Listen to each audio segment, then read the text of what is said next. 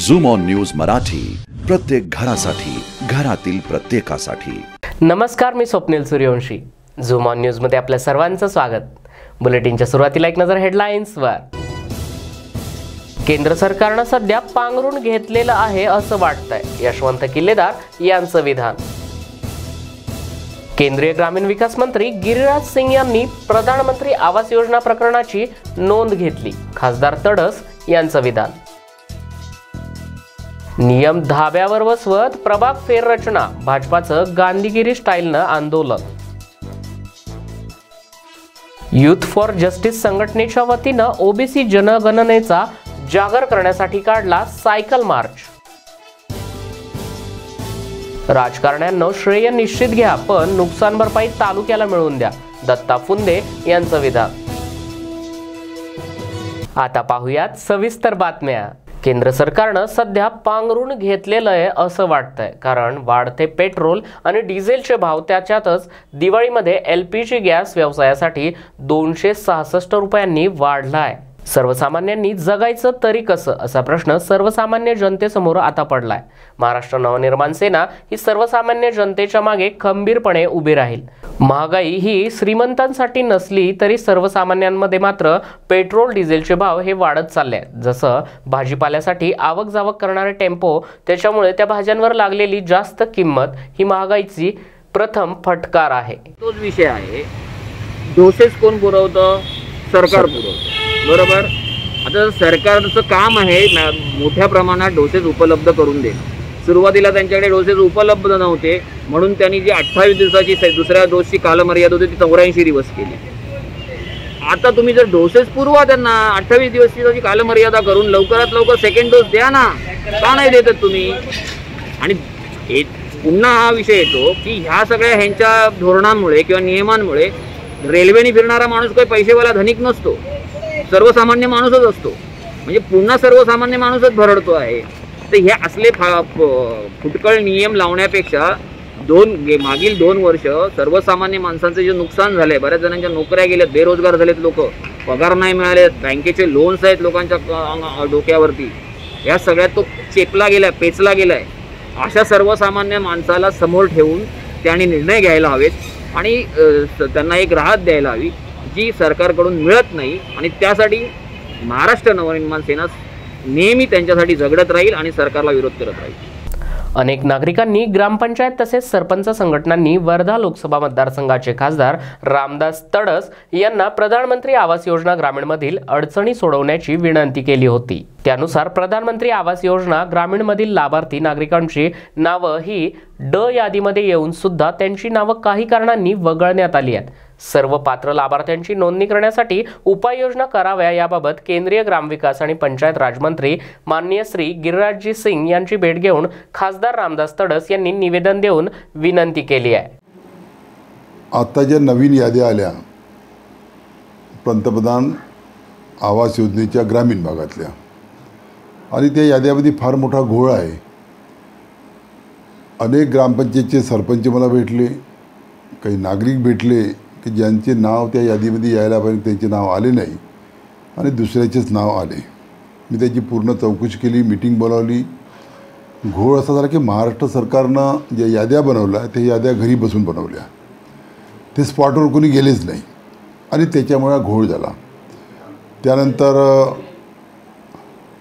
जिल्हा परिषदेचे जिल्हा परिषदेच्या अध्यक्षा यांच्यासोबत मीटिंग घेतली आणि सर्व माहिती समजून घेतली। आणि त्यानंतर या देशाचे ग्रामीण विकास मंत्री गिरिराज सिंग यांना मी परवाच्या दिवशी भेटलो, त्यांच्या निदर्शनात आणून दिलं आणि निदर्शनात आणून दिल्यानंतर घोळ कसा झाला त्यांनी सांगितलं की मी 4 डाव आमच्या मंत्रालयाकडून महाराष्ट्र सरकारला 4 डाव पत्र पाठवले की तुम्ही सर्वे जो केला आहे तो सर्वे तुमचा बरोबर नाही झाला, तो सर्वे तुम्ही बरोबर करा। पण त्यांनी त्याच्यावर उत्तरही दिलं नाही आणि त्यांचा काही पाठपुरावा केला नाही, म्हणून हा घोळ झाला। त्यानंतर त्यांनी सांगितलं की हाऊस चालू आहे आता पुढच्या महिन्यात, त्यामध्ये काही प्रश्न उपस्थित होईल आणि त्यावेळेस आपण याच्यावर विचार करू। त्यानंतर मी दुसरा प्रश्न केला की त्यांना की ग्रामीण भागासाठी पंतप्रधान आवास योजनेला 1,20,000 रुपये मिळते आणि शहरी भागासाठी 2.5 लाख रुपये भेटते। विशेष म्हणजे ग्रामीण भागामध्ये जर आपण एखादी मकान बनवतो म्हणजे जास्त पैसा खर्च येते, कारण शहरातून सिमेंट आहे, सळाख आहे, टाईल्स आहे किंवा अन्य मजूर आहे, हे आपल्याला शहरातून न्यावं लागते, ग्रामीण भागात मिळत नाही। आणि मग ग्रामीण भाग आणि शहरी भाग यामध्ये पंतप्रधान आवास योजनेसाठी जो रेशिओ आहे तो रेशिओ दुरुस्त करायला पाहिजे। ज्या प्रमाणात शहर भागासाठी 2.5 लाख रुपये देते त्याच प्रमाणात ग्रामीण भागामध्ये सुद्धा पंतप्रधान आवास योजनेसाठी 2.5 लाख रुपये द्यायला पाहिजे। त्याच्यावर ते सकारात्मक उत्तर दिलं आणि त्यांनी ही सांगितलं की तुमचं बरोबर आहे, यामध्ये या अधिवेशनामध्ये आम्ही ही बाजू मांडू आणि सोडवण्याचा प्रयत्न करू। मुंबई महानगरपालिकेच्या आयुक्तांनी राजकीय दबावाखाली पालिकेतील वरिष्ठ अधिकाऱ्यांना डावलून संविधानिक नियम धाब्यावर बसवत लोकशाही मूल्य पायदळी तुडवून प्रभाग रचनेमध्ये केलेल्या अन्याय, फेरफार घोटाळ्याबाबत आणि त्याद्वारे मुंबईकरांच्या केलेल्या फसवणुकीबाबत आज भाजपा नगरसेवकांनी गटनेते प्रभाकर शिंदे यांच्या नेतृत्वाखाली गांधी टोपी घालून महापालिका आयुक्तांना गुलाब पुष्प देत अनोखं गांधीगिरी आंदोलन केलंय। मुंबई महापालिकेच्या फेब्रुवारी 2022 मध्ये होणाऱ्या निवडणुकीसाठी प्रभाग पुनर्रचना आराखडा पालिका प्रशासनानं राज्य निवडणूक आयोगाला सादर केलाय। शिवसेनेनं एका बाह्य खासगी एजन्सीकडून आपल्याला अनुकूल अशी प्रभाग रचना बनवून रातोरात आयुक्तांच्या संगनमतानं पेन ड्राईव्ह बदलल्याचा गंभीर आरोप देखील भारतीय जनता पक्षानं केलाय। यामध्ये प्रभागांच्या सीमारेषांमध्ये मोठ्या प्रमाणात राजकीय सोयीसाठी बेकायदेशीर फेरफार करण्यात आला असून या पुनर्रचनेमुळे मुंबईकरांची गैरसोय होणार आहे। पश्चिम उपनगरातील अनेक प्रभागांमध्ये मोठा फेरफार करण्यात आल्याचा दावा देखील भारतीय जनता पक्षानं केला आहे। आपल्याला सगळ्यांना माहिती आहे की मुंबई महानगरपालिकेची निवडणूक ही अवघ्या 4 महिन्यावर येऊन ठेपलेली आहे, पण त्या निवडणुकीच्या बाबतीत कोणालाही कसलीही माहिती न देता किंबहुना नियमांची मोडतोड करून लोकशाही मूल्य पायदळ तुडवून या मुंबई महानगरपालिकेतली प्रभाग रचना ही शिवसेनेला अनुकूल अशा पद्धतीने करण्याचा घाट हा या मुंबई महानगरपालिकेच्या प्रशासनाचे प्रमुख म्हणून आयुक्तांनी केलेला। याचं कारण कोणत्याही अधिकाऱ्याला विश्वासात न घेता किंबहुना अधिकाऱ्यांनी जी प्रभाग रचना जो ड्राफ्ट तयार केला होता त्याचा पेन ड्राईव्ह बदलून राजकीय संगनमत करून या मुंबई महानगरपालिकेची प्रभाग रचना ही शिवसेनेला अनुकूल करण्यासाठी जी पावलं उचलली गेली त्याच्यामध्ये ह्या आयुक्तांचा सिंहाचा वाटा आहे। आणि म्हणून भारतीय जनता पक्ष आज या ठिकाणी आयुक्तांना गुलाब पुष्प देऊन त्यांचं स्वागत करणार आहे आणि त्या सर्वशक्तिमान परमेश्वराला प्रार्थना करणार आहे की मुंबई महानगरपालिकेचे आयुक्त इक्बाल चहल यांना त्यांनी सद्बुद्धी द्यावी। याचं कारण या मुंबई शहरामध्ये 500 स्क्वेअर फीटाच्या सदनिकांना करमाफी न देऊन फसवलं गेलं। या मुंबई शहरातल्या रस्त्यांवर खड्डे मुक्त न करता त्या मुंबईकराच्या नागरिकांना फसवलं गेलं। या मुंबई शहरामध्ये ज्या ज्या वेळेला पूर येतो त्यावेळेला लोणकडी थापा मारून त्या पुरात बुडालेल्या मुंबईकरांना सुद्धा फसवलं गेलं। आणि आता तर प्रभाग रचना बदलून मनमानी पद्धतीने करून एकाच पक्षाला कशी अनुकूल होईल अशा प्रकारची प्रभाग रचना करून मुंबई महानगरपालिकेच्या या आयुक्तांनी मुंबईकरांची घोर फसवणूक केलेली आहे। आणि म्हणून गांधीगिरी मार्गाने आज या आयुक्तांना गुलाब पुष्प देऊन मी मगाशी सांगितल्याप्रमाणे ह्या आयुक्तांना परमेश्वराने सद्बुद्धी द्यावी अशा प्रकारची विनंती करण्यासाठी आम्ही या ठिकाणी आयुक्तांच्या दालनाबाहेर उभे आहोत। ओबीसी जनगणना व्हावी या मागणीला घेऊन ओबीसींचा जागर करण्यासाठी युथ फॉर जस्टिस या सामाजिक संघटनेच्या वतीनं सायकल मार्च काढण्यात आला असून 20 सायकलस्वार यात सहभागी होत भंडारा ते पवनी हा 56 किलोमीटरचा सायकल प्रवास करत वाटेत येणाऱ्या गावांमध्ये ओबीसी जनगणना होण्यासाठी जागर करण्यात आला आहे। विशेष म्हणजे सध्या सगळीकडे पेट्रोलच्या किमती या मोठ्या प्रमाणात वाढल्या असल्यामुळे ते घेणे शक्य नसल्याने सायकलने प्रवास करत असल्याचं आयोजकांनी सांगितलं। मराठा क्रांती मोर्चाप्रमाणे आता ओबीसी समाजही मोठ्या प्रमाणात संघटित होत असल्याचं चित्र दिसून येत आहे। त्यामुळे ओबीसींवर आता अन्याय होणार नाही, तर ओबीसी समाजातील प्रत्येक जातींची जातीनिहाय जनगणना होणं कशा प्रकारे आवश्यक आहे आणि त्यासाठी काय करायला हवं याची संपूर्ण माहिती या प्रवासादरम्यान 20 सायकलस्वारांनी परिसरातील नागरिकांना दिली आहे। ओबीसी जागा हो, या देशाचा राजा हो, हम अपना हक मांगते नहीं किसी से भीख मांगते। चोर जुल्म की टक्कर में संघर्ष हमारा नारा है, चोर जुल्म की टक्कर में संघर्ष हमारा नारा है। ओबीसी जात न्याय जनगणना झालीच पाहिजे, झालीच पाहिजे। ओबीसी जात न्याय जनगणना झालीच पाहिजे, झालीच पाहिजे।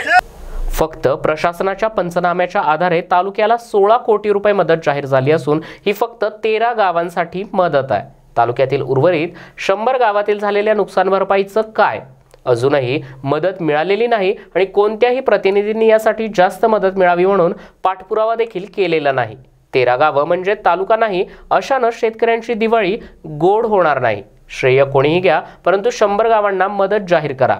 तालुक्यातील लावलेली जास्त आणेवारी कमी करा, तरच शेतकऱ्यांना फायदा होईल आणि खऱ्या अर्थानं शेतकऱ्यांची दिवाळी गोड होईल। नुसतं आपणच आपली पाठ थोपटून घेत राजकारणी लोकांनी श्रेय घेऊ नये असा टोला देखील स्वाभिमानी शेतकरी संघटनेचे जिल्हा उपाध्यक्ष दत्तात्रय फुंदे यांनी माध्यमांशी बोलताना दिलाय। तसेच सभापती डॉक्टर क्षितिज गुले, आमदार मोनिका राजळे यांचे नाव न घेता त्यांनी टोलाही लगावला। सविस्तर बोलताना फुले म्हणाले की गेल्या जून ते ऑगस्ट महिन्यात झालेल्या अतिवृष्टीनं शेवगाव तालुक्यातील तूर, कपाशी, बाजरी, मूग, सोयाबीन आणि उडीद या व्यतिरिक्त भाजीपाला आणि फळझाडांचं अनेक गावातील शेतकऱ्यांचं अतोनात नुकसान झालंय। त्या दरम्यान 13 गावांमध्ये महाभयंकर पूर आला, त्यामध्ये शेतकऱ्यांचं पशुधन, घरातील सर्व अन्नधान्य, शेतातील पीक सर्व वाहून गेलंय। त्यावेळी शासनाच्या वतीनं पालकमंत्री हसन मुश्रीफ यांनी पूरग्रस्त भागाला भेट देणं आवश्यक होतं आणि त्यांना धीर देणंही गरजेचं होतं। 24 तासात मदत देणं आवश्यकही होतं, परंतु त्यांनी त्यावेळी दुर्लक्ष केलंय। तसेच स्थानिक प्रतिनिधी आणि पुढाऱ्यांनी निधीचा पाठपुरावा करण्याऐवजी फक्त पाहणी दौरा आणि फोटो काढण्यात रस दाखवलाय। कोणताही पाठपुरावा केला नाही। त्यानंतर संपूर्ण तालुक्यामध्ये मोठ्या प्रमाणात अतिवृष्टी झाली, त्यामुळे सर्व तालुक्यातील शेतमालाचं मोठ्या प्रमाणात नुकसान झालंय। जून ते ऑगस्ट महिन्यामध्ये शेवगावमध्ये प्रचंड अतिवृष्टी झाली। त्या ठिकाणी 13 गावामध्ये महापूर आला, त्याच्यामध्ये अनेकांचे संसार उद्ध्वस्त झाले। त्यावेळेस पालकमंत्री हसन मुश्रीफ साहेबांनी या ठिकाणी येऊन 24 तासात मदत देणं गरजेचं होतं, त्यांना आधार देणं सुद्धा गरजेचं होतं, परंतु ते नाही झालं। सरकारचं म्हणणं होतं दिवाळीपूर्वी आम्ही सर्व शेतकऱ्यांना सरसकट मदत देऊ, ती मदतसुद्धा तुटपुंजी मिळाली। परंतु आज या ठिकाणी राज्यकर्ते आम्ही मदत दिली आहे असं म्हणून सर्व गावात फिरत आहेत। त्यांनी उत्तर द्यावं की किती शेतकऱ्यांना आणि किती गावांना या ठिकाणी मदत मिळालेली आहे, अन्यथा या ठिकाणी शेतकरी त्यांना रस्त्यावर फिरू देणार नाही। फक्त 31-33 गावांना या ठिकाणी मदत मिळालेली आहे। त्याच्यापैकी काही अतिवृष्टीग्रस्त गावामध्ये फक्त 75, 73, 28 असेच त्या ठिकाणी लोकांना मदत मिळालेली आहे। असं होऊन 33 गाव वाढलेले आहेत। त्या ठिकाणी या राज्यकर्त्यांनी जर या ठिकाणी सर्वांना मदत नाही दिली तर या ठिकाणी शेतकरी त्यांना रस्त्यावर फिरू देणार नाही। दिवाळी म्हणजे मांगल्याचा आणि प्रकाशाचा उत्सव। कोरोनाच्या 7 महिन्यांच्या लॉकडाऊनमुळे बंद असणाऱ्या बाजारपेठा या पुन्हा एकदा सुरू झाल्यानं दिवाळी सणाच्या निमित्तानं बाजारात खरेदीसाठी गर्दी वाढू लागली आहे। सणासुदीमध्ये पूजेसाठी झेंडूच्या फुलांना मोठी मागणी असते। दिवाळीसारख्या सणाला तर फुलांच्या मागणीत वाढ झाली आहे। गुरुवारी लक्ष्मीपूजन असल्यानं बाजारपेठेत झेंडूच्या फुलांची मागणी वाढली आहे। झेंडूच्या फुलांचे भाव यंदा 150 ते 200 रुपये किलोपर्यंत पोहोचलेत। मागील वर्षी दिवाळीच्या वेळी फुलांचे भाव हे 80 ते 100 रुपये मध्ये होते। फुलांच्या मागणीत वाढ झाल्यानं हे दर वाढलेले आहेत। तर अतिवृष्टीच्या पावसानं यंदा झेंडूच्या फुलांचं मोठं नुकसान झालंय। त्यातच डिझेलच्या वाढलेल्या दरानं वाहतुकीच्या खर्चात देखील वाढ झालेली आहे, म्हणून फुलांचे दर वाढले आहेत असं फुल विक्रेत्यांनी सांगितलं आहे। आजवरी फुलं सस्ते होते, पण आता या धुयारी यांना पुन्हा महाग झाली। याच्यानं या दिवाळी आली आहे कारणानं पूर्ण फुलं बिन काळे आले, झाडं बिन काळे आले। आता थोडे बहुत फुलं आहे, याच्यानं वाढ झाली आहे फुलाची दिवाळी निमित्त। दिवाळीला किती रुपये खपन हे काही गॅरंटी आहे नाही. मार्केटात आज 100 रुपये 120 रुपये किलो झेंडू खपून राहिला, शेवंती खपून राहिली 200 रुपयापर्यंत, गुलाब खपून राहिला 400-500 रुपयापर्यंत. हे जे आहे ना, मला काही ताकद नाही आमची, पण तरी पण आम्ही कोशिश करून आणून राहिलो, गिरायकाला देऊन राहिलो. गिरायक काय कमी जास्त करून मागते, सगळं एवढंच चालवायला लागून राहिलं आम्हाला. की हे खूप वाढ झाली आहे, त्याच्यानं पुन्हा तिकडूनही कास्तकाराला आणायला जास्त खर्च येऊन राहिला, त्याच्यानं इकडे व्यापारी जास्त भावात. बऱ्हाणपूर अंकलेश्वर हायवे आणि तालुक्यातील प्रमुख रस्त्यांवर मोठमोठाले खड्डे पडल्यानं वाहन चालकांना वाहन चालवताना तारेवरची कसरत करावी लागते. या रस्त्यांवरील खड्डे बुजवले जात नाहीत किंवा दुरुस्तीही केली जात नाही. राज्य सरकार बांधकाम विभागाचं लक्ष केंद्रित करण्यासाठी चोपडा महाराष्ट्र नवनिर्माण सेनेनं खड्ड्यामध्ये फटाके फोडून आंदोलन केलंय आणि तालुका खड्डा मुक्त करण्यात यावा अशी मागणी देखील आंदोलनकर्त्यांनी केली आहे. 10 दिवसात तालुक्यातील रस्त्यांची दुरुस्ती न झाल्यास महाराष्ट्र नवनिर्माण सेना हे तीव्र आंदोलन छेडेल. त्या आंदोलनाला सर्वस्वी राज्य सरकार आणि बांधकाम विभाग याला जबाबदार राहील असं मनसेचे पदाधिकाऱ्यांनी सांगितलं आहे. चोपडे तालुक्यातील गड्ड्यांचा विषय म्हणजे जोडजोडाने 2 महिन्यापासून 3 महिन्यापासून गड्ड्यांचा विषय लावून धरला होता. ते सांगत होते पावसाळा आहे, पावसाळा संपून जवळजवळ आता 1 महिना होण्यात आला, परंतु अजून BNCला आणि या राज्य सरकारला ते दिसत नाहीत गड्डे.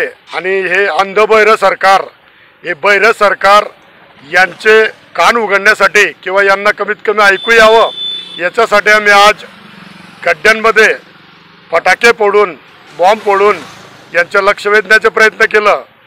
परंतु इकडनं चोपड्या तालुक्यातून अंकलेश्वर ते बऱ्हाणपूर जाणारा हा महामार्ग आहे. अर्ध्या महाराष्ट्राचे लोकप्रतिनिधी चोपड्या तालुक्यातले तर आहेतच, पण अर्ध्या महाराष्ट्राचे लोकप्रतिनिधी या मार्गाने नेहमी वापरत असतात, पण त्यांना गड्डे दिसत नाही किंवा त्यांना असा खराब रस्ता दिसत नाही. परंतु आज आम्हाला राजसाहेबांनी वरून आदेश दिलेला आहे की जिथे खराब दिसलं तिथे लात मारल्याशिवाय राहू नका आणि जिथे अन्याय दिसला तिथे धावून जा. आज आम्हाला हे चोपड्या शहरात, चोपड्या तालुक्यात पूर्ण खड्डेमुक्त चोपडा तालुका त्यांनी करावं, नाहीतर याच्या पुढे मोठ्या आंदोलनास आम्ही तयारीत राहू आणि मोठं आंदोलन करू. त्या आंदोलनाचे जे बी काही होईल प्रतिसाद उमटतील त्याला राज्य सरकार आणि BNCवाले हे जबाबदार असतील. पूर्ण तालुका खड्डेमय झालेला आहे, त्यातल्या त्यात धानोरा ते गलंगीपर्यंत रस्ता बघावा किती खड्डे आहेत. आज आम्ही त्या गड्ड्यांमध्ये फटाके फोडून त्यांचा एक निषेध व्यक्त करतोय आणि हे अंधबैर सरकार यांचे डोळे उघडण्याचे प्रयत्न केलेले आहेत. त्यांनी ते लवकरात लवकर कृती करून प्रत्यक्षात आणावेत आणि चोपड्या शहरातील पब्लिक आज जे आम जनतेला त्रास होतोय, कोणाचा मणक्यांचा त्रास, कोणाला कमरेचा त्रास, कोणाला मानेचा त्रास, कोणाचा तिथे ॲक्सिडेंट होतोय, अक्षरशः लोक मृत्युमुखी पडत आहेत, गाड्यांचे वाहनांचे ॲक्सिडेंट होऊन नुकसान होत आहेत, गाड्यांचे पाटे तुटत आहेत. हे एवढं लक्ष देऊन महाराष्ट्र शासनाने व BNCने लक्ष घालून हे 10 दिवसाच्या आत यांनी गड्डे मुक्त करावे, नाहीतर पुढच्या आंदोलनास मुकावे. राज्यात यंदा अतिवृष्टीनं शेतकऱ्यांचं अतोनात नुकसान झालंय, तर शेतकऱ्यांना राज्य सरकारनं मदतही जाहीर केली. मात्र दिवाळी अवघ्या 2 दिवसांवर असताना शेतकऱ्यांच्या खात्यात मदत जमा केली नाही. तर महाविकास आघाडी सरकारनं जाहीर केलेली मदत ही अत्यंत तोकडी असल्याचा आरोपही भारतीय जनता पक्षाच्या वतीनं अमरावती जिल्हाधिकारी कार्यालयामध्ये जन आक्रोश आंदोलन करत काळी दिवाळी साजरी करण्यात आली आहे. जिल्हाधिकारी कार्यालयाच्या बाहेर शिदोरी सोडून भाकर बेसन खात जोरदार घोषणा दिल्यात. शेतकऱ्यांना दिवाळी आधी शेतकऱ्यांच्या खात्यावर मदत जमा करा, अमरावती जिल्हा हा ओला दुष्काळ जाहीर करा, संत्रा गळती होत असल्यानं संत्रा उत्पादक शेतकऱ्यांना हेक्टरी 1 लाख रुपये मदत द्या, ही मागणी आंदोलनकर्त्यांनी करत चक्क जिल्हाधिकारी कार्यालयावर झुणका भाकरचं जेवण करत राज्य सरकारचा निषेध हा भाजपनं केलाय. माजी कृषी मंत्री अनिल बोंडे आणि भाजपा जिल्हाध्यक्ष निवेदिता चौधरी यांच्या नेतृत्वाखाली झालेल्या आंदोलनामध्ये राज्य सरकारच्या विरोधात जोरदार घोषणाही दिल्या. आजचा दिवाळीचा पहिला दिवस, परंतु शेतकऱ्याची दिवाळी या ठाकरे सरकारच्या खोटारडेपणामुळं दुर्दैवानं अंधकारमय झाली आहे, काळी झालेली आहे. आणि म्हणून आम्ही सर्व भारतीय जनता पक्षाचे कार्यकर्ते शेतकऱ्यांच्यासह आज जिल्हाधिकारी कार्यालयावर आलो आणि जिल्हाधिकाऱ्याला शेतकऱ्याचं रुग्ण भेट देण्याकरता आलो. अमरावती जिल्ह्याला पहिल्यांदा मदतीपासून वगळलं, आरडाओरड झाल्यानंतर त्यामध्ये मदतीमध्ये घेतलं. तुटपुंजी 125 कोटी रुपयाची मदत जाहीर केली आणि त्यामध्येही वरुड तालुका, मोर्शी तालुका, अचलपूर तालुका, चांदूर बाजार तालुका वगळला. हेच उद्धवजी ठाकरे 50,000 रुपये देतो म्हणून सांगणारे, त्यांनी देवेंद्र फडणवीसांनी दिलेले 19,600 रुपयाचा शब्दसुद्धा पाळला नाही. आणि आज भूतासारखे महावितरणचे कर्मचारी पाठीमागं लागले कृषी पंपाचे कनेक्शन तोडण्याकरता आणि नादुरुस्त डीपी ती सुद्धा सुधरवत नाही. आणि त्याच्यामुळं शेतकऱ्याला जगावं की मरावं हा प्रश्न त्याच्या समोर आहे. तो हॅपी दिवाळी म्हणू शकत नाही. शेतकऱ्याचे पोरंसुद्धा आत्महत्या करतात आहे. आणि म्हणून सगळे दुःख उरामध्ये घेऊन आज आम्ही जिल्हाधिकारी कार्यालयासमोर आलो. चटणी भाकर, झुणका भाकर तिथं खाल्ली आणि शिदोरी घेऊन आलो आणि चटणी भाकर खाल्ली. माझं सरकारला एकच सांगणं आहे की या विदर्भाकडे, आत्महत्याग्रस्त विदर्भाकडे, अमरावती जिल्ह्याकडे कृपा करून जर का तुम्हाला आर्यांपासून सुटका झाली असेल तर लक्ष द्या. आमचा जीव वरखाली होतो आहे. आमची मदत अजूनपर्यंत दिवाळीपर्यंत पोहोचली नाही.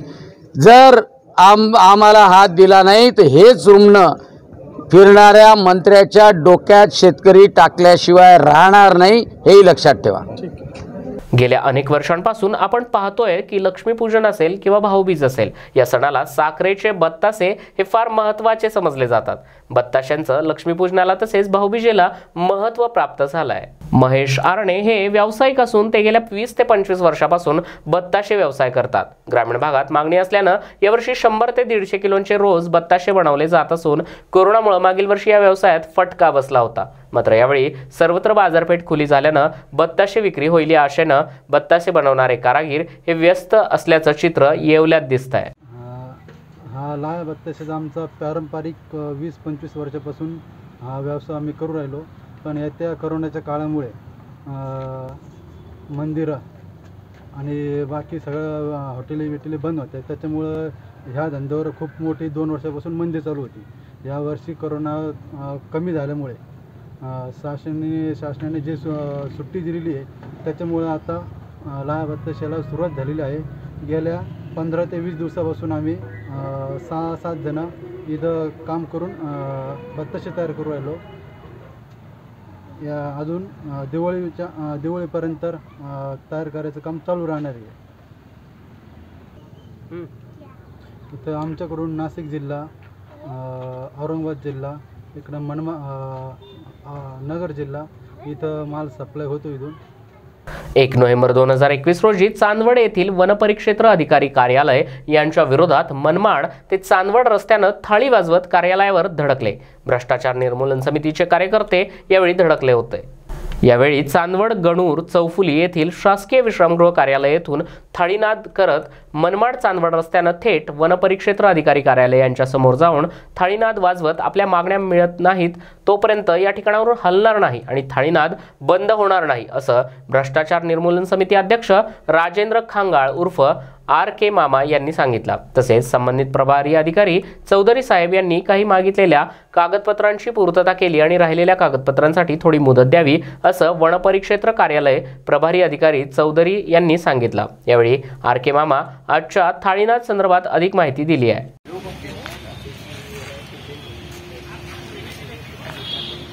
नाशिक जिल्ह्यातील चांदवड तालुक्याच्या ठिकाणी असलेले वन परिक्षेत्र कार्यालय चांदवड, त्या कार्यालयाच्या अंतर्गत एक माहिती अधिकार अर्ज टाकून आणि भ्रष्टाचार विरोधी जनहित संघर्ष कृती समितीतर्फे वृक्ष लागवडीची माहिती मागवण्यात आली होती. सदरच्या वृक्ष लागवडीची माहिती 2013-14 पासून किती वृक्ष लागवड केली आणि आज हयात वृक्ष किती आहेत या संदर्भात विचारणा केली असता संबंधित अधिकारी यांना कोणत्याही ठोस पुराव्यानिशी सदरची माहिती देता आलेली नाही. याचा अर्थ शासनाचा येणारा निधी हा वरचेवर खर्च केला जातो की काय, खरोखर वृक्ष जगले किंवा काय, हे एक संशयास्पद वातावरण तयार झालेलं आहे. म्हणून याच्याकडे सखोल चौकशी करावी किंवा सखोल लक्ष घालावं. महाराष्ट्र शासनाने याची दखल घ्यावी. याकरिता भ्रष्टाचार विरोधी जनहित संघर्ष कृती समिती चांदवडच्या वतीने सर्व सभासदांच्या वतीने निवेदन देऊन त्यांच्याकडे माहिती मागवण्यात आलेली सदरची माहिती प्राप्त झाली नाही। यात महाराष्ट्र शासनाने सखोल ती चौकशी करून आणि परिपूर्ण अहवाल प्राप्त करून द्यावा ही महाराष्ट्र शासनाला जनतेच्या वतीनं भ्रष्टाचार विरोधी संघर्ष समितीतर्फे विनंती करण्यात येत आहे। हे भ्रष्टाचार निर्मूलन जनहित संघर्ष कृती समितीतर्फे ही माहिती वेळेवर देत नाही, म्हणजे याच्यासाठी का देत नाही तर हे त्यांना कायद्याची शासन निर्णय परिपत्रकाची जाणीव करून देण्याची वेळ आलेली आहे। विहित मुदतीत कामकाज करत नाही आणि विहित मुदतीत कामकाज करत नाही यांची कान उघडणी करण्यासाठी या प्रशासनाला जाग आणून देण्यासाठी येथे थाळीनाद आंदोलन आज आयोजित केलं होतं। थाळीनाद आंदोलनाप्रमाणे सदरचे प्रशासन यांची कान उघडणी झालेली आहे। इथून पुढे आम्ही विहित मुदतीत कामकाज करू अशी त्यांनी या जनतेतून जाहीर शब्द दिलेला आहे। काय मागणी होती तुमची? आमची मागणी होती 2013-14 पासून वृक्ष लागवड झाली किती, आज वृक्ष जतन झालेले आहेत किती, परंतु सदरची माहिती त्यांना अद्याप परिपूर्ण यथायोग्यरित्या देण्यात म्हणजे कसूर झालेले आहेत, त्यांना तेवढी माहिती पुरवता आलेली नाही। आणि चांदोड तालुक्यात परसूल गावचा काय विषय? परसूल गावचा चांदोड तालुक्यातील मौजे परसूल गावामध्ये इथं गौण खनिजाचा मोठा कोट्यावधी रुपये किमतीचा अपहार झालेला आहे। याच्यात बरेचशा लोकांनी तोंडी मुद्दा मांडण्याचा प्रयत्न केला, लेखी स्वरूपामध्ये कुणी येईना, म्हणून आज हा जनतेच्या हितार्थ आणि शासनाचा बुडलेला महसूल वसूल करण्यासाठी सदरच्या ह्या भ्रष्टाचार विरोधी जनहित संघर्ष कृती समितीतर्फे हा मुद्दा चव्हाट्यावर आणण्याची वेळ आलेली आहे। जर असा मुद्दा भ्रष्टाचार विरोधी जनसंघर्ष कृती समितीतर्फे चव्हाट्यावर जर आणला नसता तर यदा कदाचित ह्या प्रशासनाने त्याच्यावर दडपशाही पांघरून टाकलं असतं, परंतु आजचे जे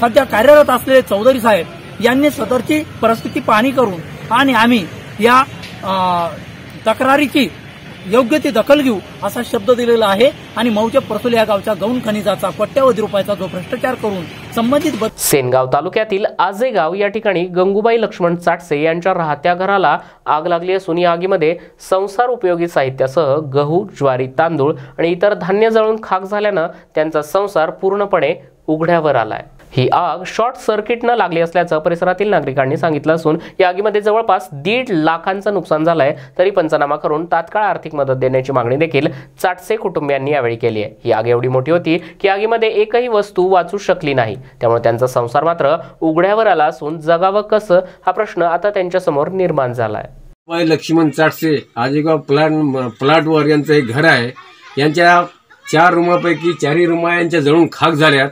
एवढं नुकसान, एवढा आगीचा तांडव आम्ही पहिली बार पाहत आहोत। आमच्या आजेगावमध्ये एवढी आग कधीही लागलेली नाही। तेव्हा शासनाला आमची विनंती आहे की अशा गरीब परिवारावर उघड्यावर आलेले आहेत, यांना आता कोणी वाली नाही शासनाशिवाय, तेव्हा शासनाने यांना ताबडतोब काहीतरी मदत द्यावी, नाही तर हा परिवार यांनी जगावं की मरावं एकच प्रश्न यांच्या पुढे आता उभा आहे। याच्या 4 रूमा जाळल्या, टीव्ही, बाजरी काय जे असेल घरात काही शिल्लक राहिलेलं नाही। 3-4 रूमाचा आगाचा डोम झाला आणि एकदम कोणाला इजवताय पण आलं नाही। एवढी मोठी आग लागून यांचं एवढं नुकसान झालं, यांचा सर्व परिवार, मुलं बाळ सगळे हे आता रस्त्यावर आलेले आहेत। तरी शासनाला हात जोडून विनंती आहे की यांना काहीतरी मदत करून यांचं पुनर्वसन करावं, एवढी शासनाला आमची हात जोडून विनंती आहे।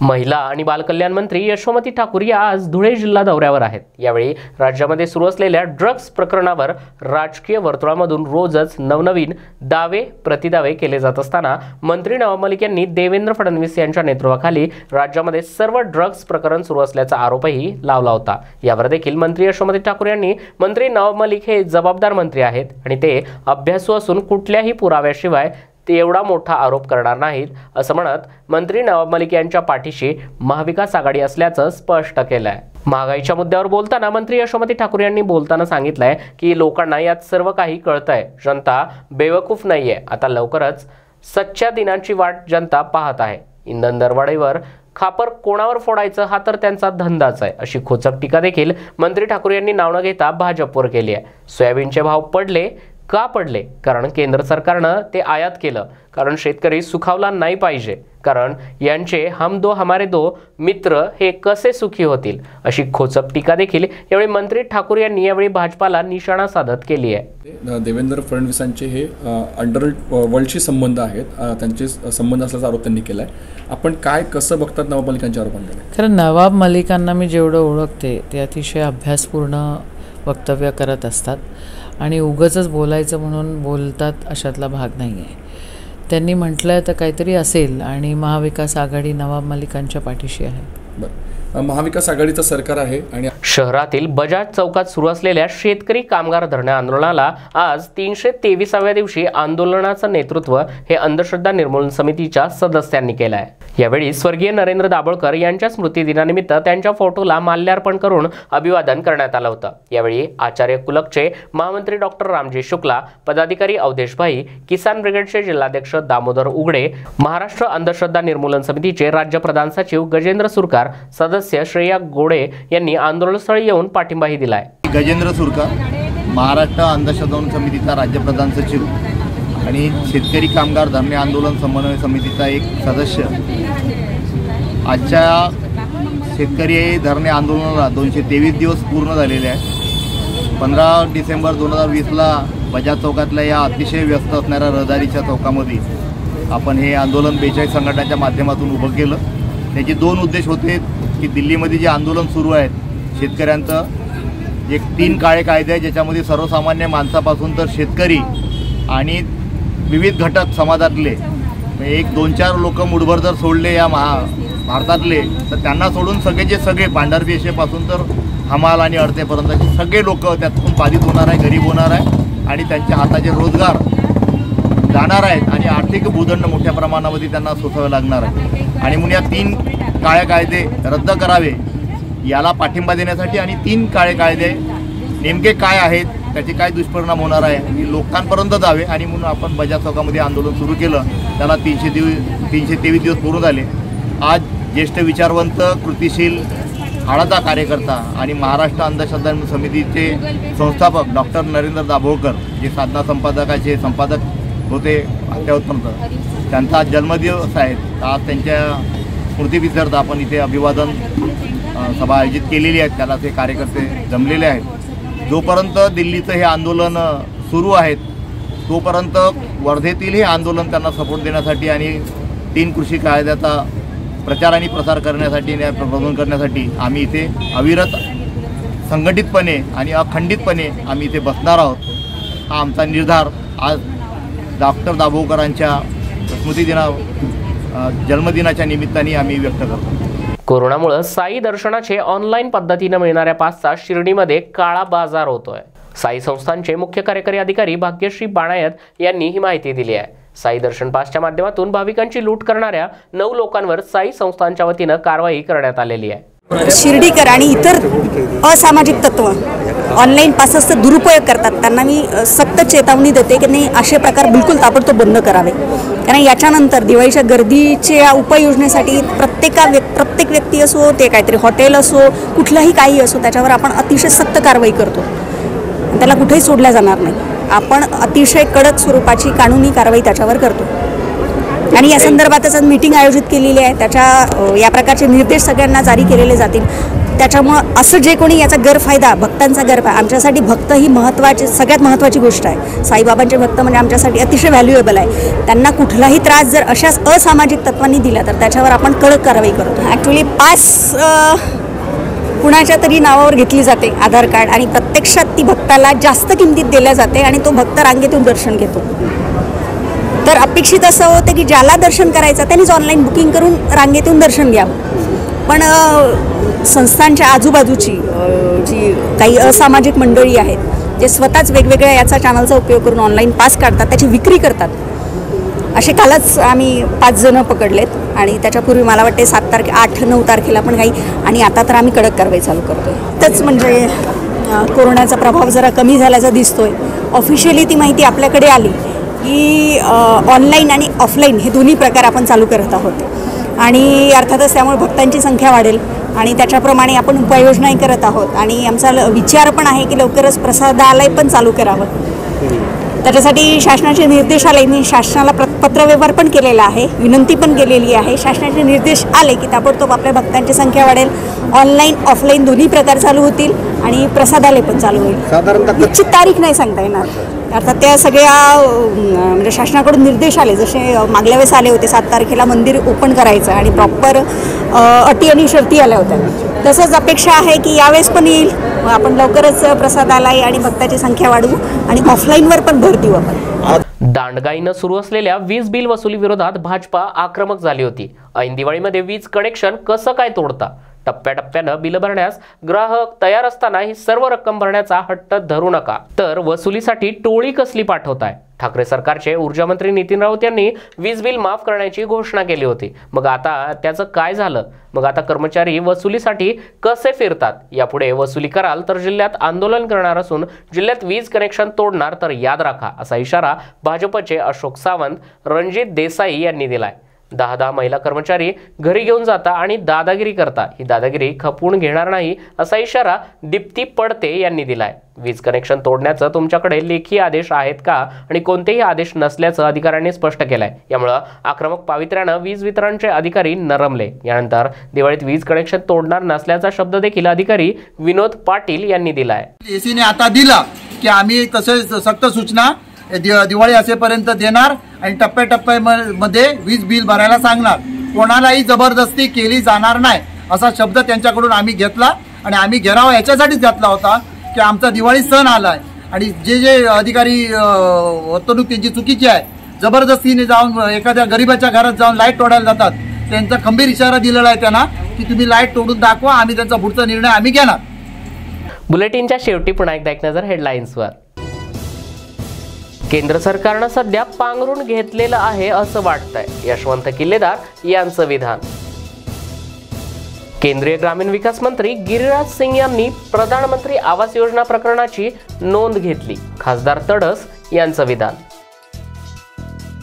नियम धाब्यावर बसवत प्रभाग फेररचना, भाजपाचं गांधीगिरी स्टाईलनं आंदोलन. युथ फॉर जस्टिस संघटनेच्या वतीनं ओबीसी जनगणनेचा जागर करण्यासाठी काढला सायकल मार्च. राजकारण्यांनो श्रेय निश्चित घ्या, पण नुकसान भरपाई तालुक्याला मिळवून द्या, दत्ता फुंदे यांचं विधान. या होत्या दिवसभराच्या सविस्तर बातम्या. पुन्हा भेटूया पुढील बातमीपत्रात. तोपर्यंत पाहत राहा zoom on news. Zoom on news Marathi, प्रत्येक घरासाठी, घरातील प्रत्येकासाठी.